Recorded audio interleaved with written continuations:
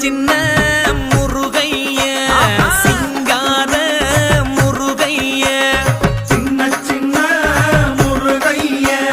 சிங்கார முருகைய கொஞ்சி கொஞ்சி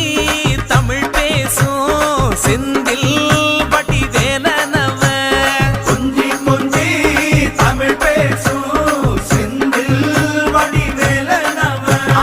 சின்ன சின்ன முருகைய சிங்கார முருகைய